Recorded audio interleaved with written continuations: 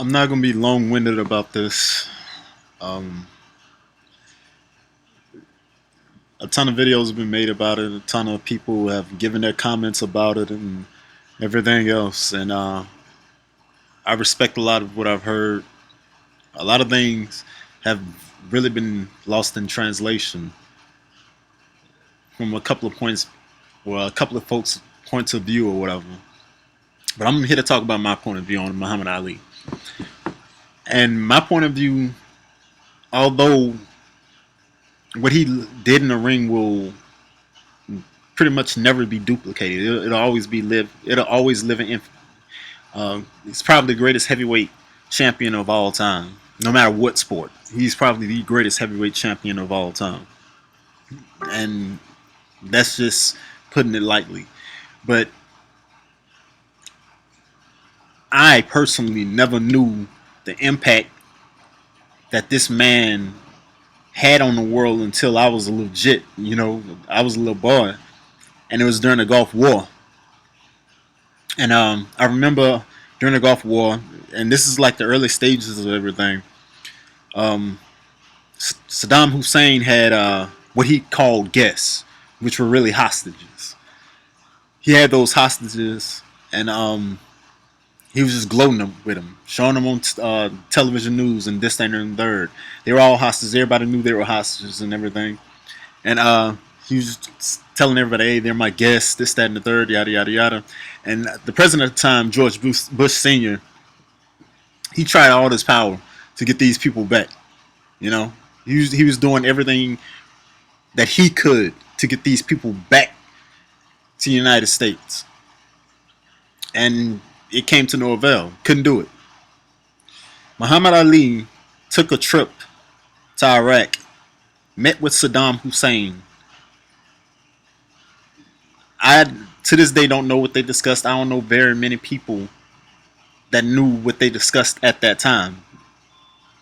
And when Muhammad Ali left, he left with those hostages, unharmed.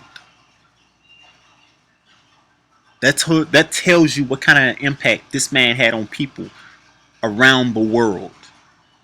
Like, while everybody else is focusing on his in-ring accomplishments, when I think of Muhammad Ali, in-ring is not the last thing, but it's so far down the ladder compared to everything else a lot of people have been talking about, making these videos and everything else. I mean, like I said, I was barely 10, 11, 12 years old when that happened. And then I really realized how great of a man this dude was. Like, it's a shame his name doesn't come up as often as Martin Luther King and Malcolm X. I actually had a friend ask me, hey, should this man's birthday be a holiday? And after I thought about it, I'm like, especially what he did for black people in this country, no matter whether you a Muslim or whatever, during the civil rights movement, this man stood out.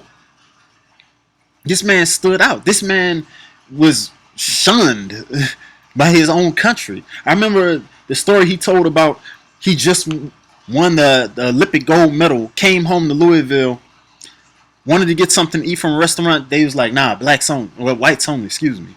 Couldn't even eat in a restaurant that he wanted to just get some food after he just represented this country in the Olympics, winning a gold medal, and couldn't do it.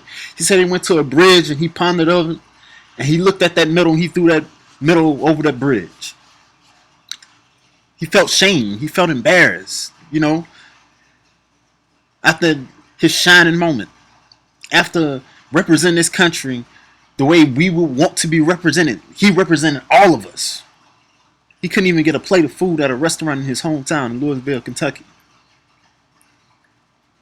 The demonstrations he made with Malcolm X and the speeches he gave while he was barred from the ring, traveling this country, giving speeches about being black and being proud, so we can have something. How we should uplift ourselves. This is stuff this man did. On top of the fact You know what I'm saying? The Muslim thing is not a thing. That was his religion. If he wanted to change his name to Muhammad Ali, that's who he is. He is not Cassius Clay. The moment he changed his name to Muhammad Ali, that's who he became, Muhammad Ali. So to call him Cassius Clay would be very disrespectful. And there are people that are calling him Cassius Clay right now. And I see it as very disrespectful.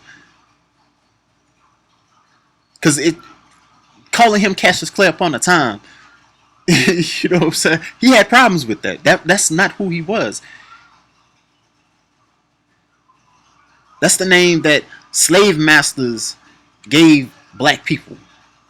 You know, and that's what he. And, a slave is one thing. He was the farthest thing from a slave. You know what I'm saying? He stood on his own 2 feet, his own laws. This was a man that we'll never see another Muhammad Ali ever, ever, ever, ever.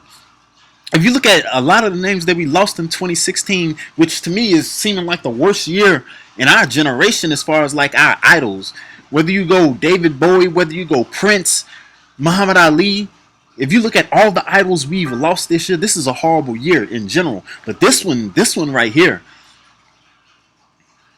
this is a guy that even those David Bowie's, the Princes, those icons looked up to. When you think the sport of boxing, the first name you think of when you think of the sport of boxing is Muhammad Ali. And we lost that. Not even 24 hours ago, we lost that. And it'll never be recovered. We'll never see it again. They don't make people like Ali anymore. We don't breed this type of individual anymore. This society, this whether it be black, white, whatever, we don't breed this type of person anymore. We lost a huge, huge, huge figure in the world. And I'm just here to give my respects to Muhammad Ali. Thank him for what he did for me even before I was born. And may he rest easy. And I would just like to say thank you.